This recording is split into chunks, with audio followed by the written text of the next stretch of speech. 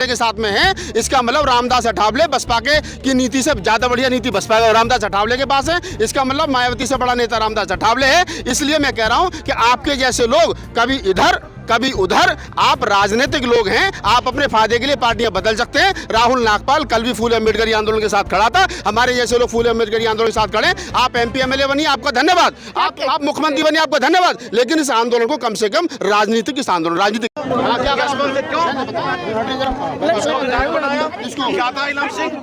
क्या था इलम सिंह एक छोटा सा देखो, अगर आप बात सुनोगे तो मैं जवाब दूंगा तुम्हारे। आजकल बसपा में नहीं हूँ, मैं अठावले साहब के साथ हूँ। अरे आप अठावले साहब के साथ हो या किसी के साथ हो, लेकिन मैं बता रहा हूँ आपको, मैं 10 नाम बता दूंगा आपको। नमस्कार साथियों, आप देख रहे हैं बहुजन मीडिया और आज है हम 26 अलीपुर रोड पर। यहाँ पर परम पूज्य बाबा साहब ने अपने जीवन की अंतिम सांस ली थी, लेकिन आज बहुत सारे लोग यहाँ पर आए हैं। लेकिन आज हम बाबा साहब को आदरांजलि तो अर्पित करेंगे, लेकिन अभी काफ़ी गर्मा गर्मी हो गई थी। एक बसपा समर्थक है और दूसरे कहीं ना कहीं उनसे नाराज रहते हैं, सोशल एक्टिविस्ट हैं और अपना यूट्यूब चैनल भी चलाते हैं। तो उन्हीं से जानना चाहूँगी कि आखिर एक पक्ष में है एक विपक्ष में है, आखिर ऐसा क्यों? सर क्या कह रहे थे आप? सबसे पहले तो जो समाज की सोशल मीडिया है उनको धन्यवाद। और उसके बाद आज 6 दिसंबर जो एक बहुत बड़ा परिनिर्वाण दिवस है, काला दिवस है हमारे लिए, तो बाबा साहब की जयंती, सबको उन्हीं को नमन है आज सबसे पहले। और देखो, मैं बसपा में रहा हूँ 20 साल, मैं बसपा को जानता हूँ और मैं तब से जानता हूँ जब साहब काशीराम चलते थे पैदल, मैं तब से साहब पार्टी से जुड़ा था। ठीक है, मैं भी बसपा में रहा, लेकिन जो मिशन बसपा के साथ है शायद आज जो किसी पार्टी में नहीं है। अभी बड़े भाई कह रहे थे भाई, राहुल जी क्या कहना चाहेंगे कि जो मिशन आज बसपा में कहीं नहीं? बसपा में इतना तगड़ा मिशन है कि ये 20 साल बसपा में रहे, वो मिशन इनकी समझ में नहीं आया। आज करिए रामदास अठावले जी के साथ में, पहली बात तो इस बात के लिए ताली बजाओ इनके लिए, ठीक है? नहीं, मैं अब आप ही की बात का जवाब दे रहा हूँ ना। आप 20 साल बसपा में रहे, बसपा ने आपको क्या दिया, बसपा को आपने क्या दिया, ये आप बेहतर जानते होंगे। लेकिन आप 20 साल बसपा में काम करने के बाद में आप रामदास अठावले के साथ में हैं, इसका मतलब रामदास अठावले बसपा के की नीति से ज़्यादा बढ़िया नीति बसपा रामदास अठावले के पास है। इसका मतलब मायावती से बड़ा नेता रामदास अठावले है। इसलिए मैं कह रहा हूं कि आपके जैसे लोग कभी इधर कभी उधर, आप राजनीतिक लोग हैं, आप अपने फायदे के लिए पार्टियां बदल सकते हैं। राहुल नागपाल कल भी फूले अम्बेडकरी आंदोलन के साथ खड़ा था, हमारे जैसे लोग फूले अम्बेडकरी आंदोलन के साथ खड़े। आप एमपी एमएलए बनिए, आपका धन्यवाद, आप मुख्यमंत्री बनिए, आपका धन्यवाद, लेकिन इस आंदोलन को कम से कम राजनीतिक इस आंदोलन का मत करिए। सर क्या कहना चाहिए? कड़वा सच बताऊं, जो बसपा के साथ थे, साहब काशीराम के साथ थे, वैसे लोग थे जिनके पैरों में चप्पल ही नहीं थी। मैं भी ऐसी था, लेकिन दिल्ली आया, मेहनत करी, ट्रांसपोर्टर बना। मेरी 3 बसें थी उस टाइम पे, तीनों बसें दिल्ली सरकार ने बंद कर दी गई और मैं रोड पर आ गया। जब मैं बसपा के लोगों के साथ गया, किसी के पास भी पैसे नहीं थे, ये सच्चाई है। सब लोगों ने कहा भाई हम आपकी मदद नहीं कर सकते। मुझे एक आदमी लगा, मैंने उससे मदद ली, बोला ठीक है, यहाँ भी बसपा का काम ही हो रहा, ये भी बाबा साहब की पार्टी अब इधर काम करिए।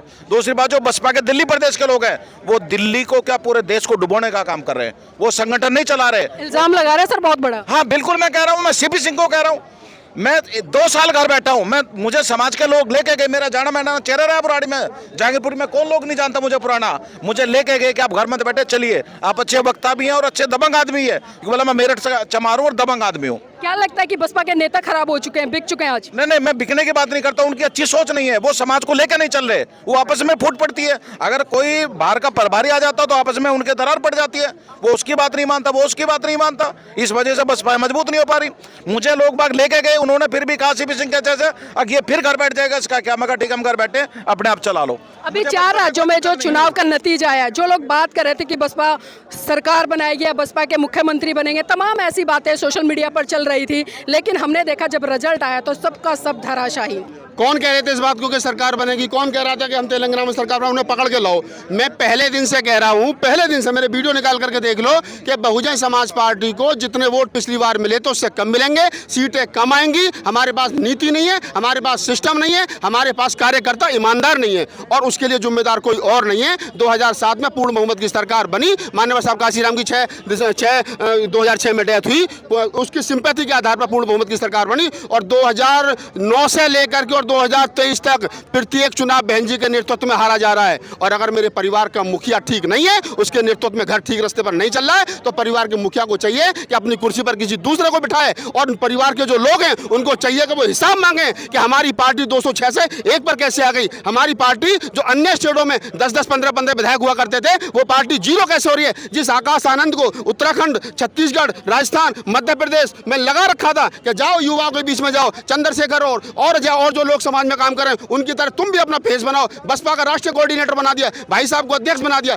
भाभी जी को कोषाध्यक्ष बना दिया, पार्टी को प्राइवेट लिमिटेड फर्म बना दिया। आप मुझे बताओ कि तीनों स्टेट में जहां आकाश आनंद हमारा छोटा भाई 4 साल से लगा हुआ था, उसके नेतृत्व को लोगों ने अस्वीकार कर दिया, उसके चेहरे को अस्वीकार कर दिया। जितना वोट फूल सिंह परैया के नेतृत्व में पड़ा, निषाद जी के नेतृत्व में पड़ा, और बहुत सारे लोगों के लोकल नेताओं के नेतृत्व में पड़ा। पिछली बार मध्य प्रदेश में 5% वोट था, 2 सीट थी, राजस्थान में 6% के आसपास वोट था, 4-6 सीट थी, हर जगह तेलंगाना में वोट थी, और छत्तीसगढ़ में क्या नाम हमारे पास में 2 विधायक थे। आज वोट ऑफ परसेंटेज कम हुआ है, आज सीटें कम हुई है। इसका सीधा सीधा मतलब है कि इसका सीधा सीधा मतलब है कि आकाश आनंद को छत्तीसगढ़, राजस्थान और मध्य प्रदेश में लोगों ने स्वीकार नहीं किया है। बहन जी को चाहिए उसकी शादी कर दिए, उसको बिजनेस करवाएं, और जो लोग राजनीति में जिनकी पहचान है उनको आगे लेकर के समाज के ऊपर थोपे ना। आपने एक एक्सपेरिमेंट करके देख लिया, समाज ने नकार दिया, अब उसको और ज्यादा उसको जो सरकार जो पार्टी का सिस्टम है, पार्टी की सुविधाएं उसको ना दी जाए। वकील साहब, क्या लगता है जिस तरह से करारी हार हुई है बसपा की,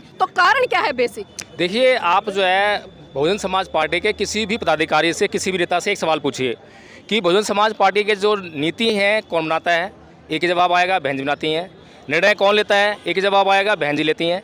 जब तक एक ही आदमी जो है नीति बनाएगा, एक ही आदमी निर्णय लेगा, तब तक जो है ऐसी करारी हार नहीं बल्कि इससे ज़्यादा करारी हारों का सामना जो है बहुजन समाज को करना पड़ेगा।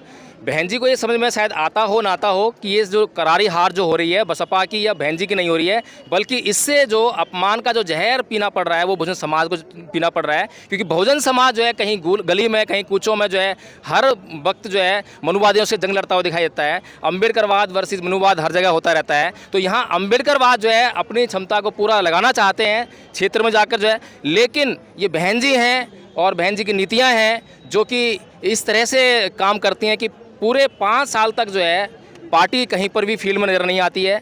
यदि किसी कार्यकर्ता को कभी 5 साल पहले ही मौका दे भी जाता है और वो कार्यकर्ता अगर पूरे 5 साल मेहनत करता है, तो वो 5वें साल में 6 महीने पहले या 2 महीने पहले जो है एक धन्ना सेठ पार्टी के पास पहुंचता है, जो कि वहां पर ये देखता है कि हाँ, ये कार्यकर्ता ने जो काम किया है, यहाँ पे वोट इकट्ठा हो गया है, और वहां पर से टिकट खरीद के वो ले आता है। और इस तरीके से अगर नीति बनेगी, इस तरह के निर्णय होंगे, तो जो कार्यकर्ता 5 साल काम किया था, तो इस तरीके से उसको देखते हुए जो है दूसरे कार्यकर्ता उससे प्रेरित नहीं होंगे बल्कि डिमोटिवेट होंगे, और उसके कारण जो है कोई भी समाज के लिए घर से निकलकर जो है बाहर पार्टी के लिए काम करने जाएगा, क्योंकि उसको पता है कि 5 साल मेहनत तो मैं करूंगा, लेकिन जो मैं काम करूंगा, मेरे काम के आधार पर जो वोट इकट्ठा होगा उसको फिर जो है नेता लोग जो है बेचने का काम करेंगे। और ये बात जो है बहन जी को नहीं पता, मैं नहीं मानता।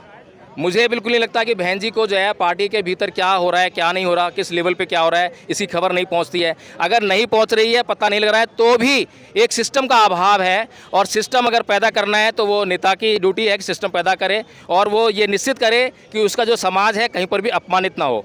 सर, क्या बात है, आज कोई भी अगर बसपा के खिलाफ जाकर 2 शब्द बोलता है या विचार मंथन करता है या कोई चर्चा करता है, उसको कहीं ना कहीं पार्टियों की जो गलत गतिविधियां है इसमें कहकर उसको पार्टी से बर्खास्त कर दिया जाता है, या कार्यकर्ताओं पर भी आरोप लगा दिया जाता है कि ये तो पार्टी विरोधी है, इसको ये बोलने के लिए दूसरी पार्टियों से पैसा मिला है।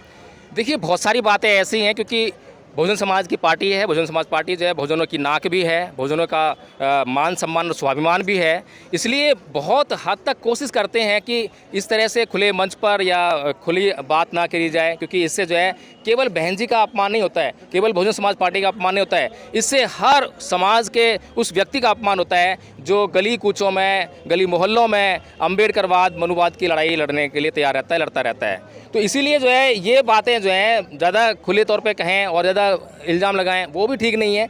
बहन जी को चाहिए कि जो चर्चाएं चल रही हैं इनको सुनकर, और वो खुद भी जानती कि क्या कर रही हैं, ऐसा नहीं है। अगर वो कुछ अच्छा कदम उठा लेती हैं तो बहुत अच्छा है, लेकिन नीलम जी, सभी समस्याओं का एक ही उपाय है, वो है संघीय व्यवस्था। आज बहुजन समाज पार्टी के पास जो है संघीय व्यवस्था नहीं है, व्यक्तिवाद की व्यवस्था है, इसलिए जो है लगातार जो है हार भी सामना करना पड़ रहा है।